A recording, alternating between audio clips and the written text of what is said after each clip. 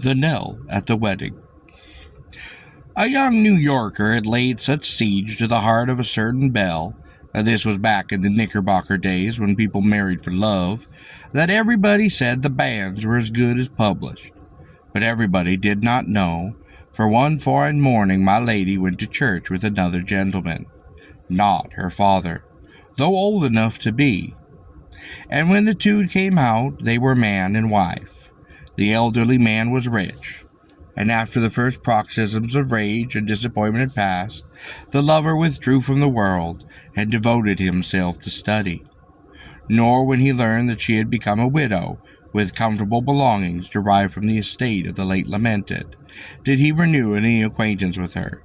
But he smiled bitterly when he heard of her second marriage to a young adventurer who led her a wretched life, but atoned for her sins in a measure by dying soon enough afterward to leave a part of her fortune unspent. In the lapse of time, the doubly widowed returned to New York, where she met again the lover of her youth. Mr. Ellenwood had acquired the reserve of a scholar, and had often puzzled his friends with his eccentricities. But after a few meetings with the object of his young affection, he came out of his dark glooms, and with respectful humility laid again at her feet the heart she had trampled on 40 years before.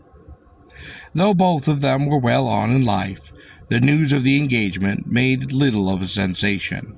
The widow was still fair, the wooer was quiet, refined, and quite courtly, and the union of the fortunes would assure competence for the years that might be left to them.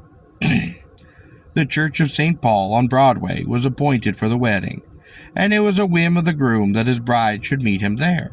At the appointed hour, a company of the curious had assembled in the edifice.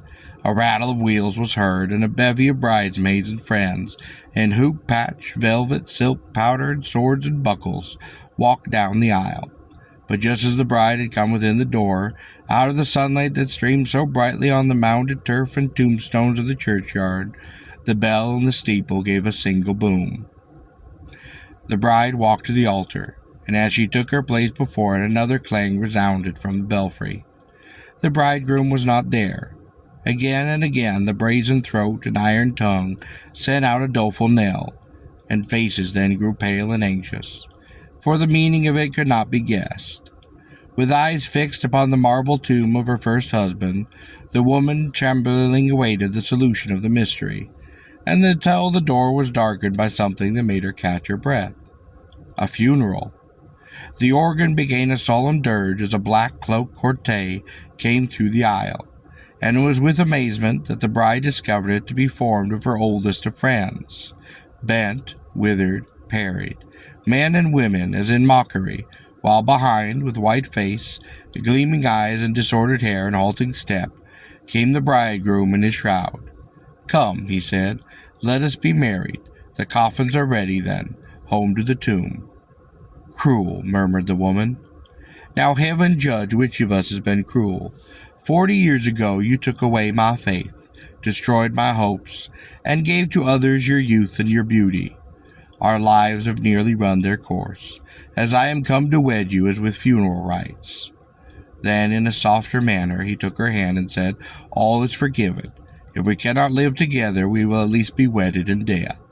Time is almost at its end. We will marry for eternity. Come." And tenderly embracing her, he led her forward. Hard as was the ordeal, and confusing, frightening, and humiliating, the bride came through it a better woman. "It is true," she said, "I have been vain and most worldly, but now in my age the truest love I have ever known has come back to me. This is a holy love, and I will cherish it forever." Their eyes met, and they saw each other through tears. Solemnly the clergyman read the marriage service, and it was concluded the low threnody that had come from the organ and key with the measured clang of the bell merged into a mobile motive, until at last the funeral measures were lost in a burst of exultant harmony. Sobs of pent feeling and sighs of relief were heard as the bridal party moved away, and when the new-made wife and husband reached the portal, the bell was silent, and the sun was a-shining.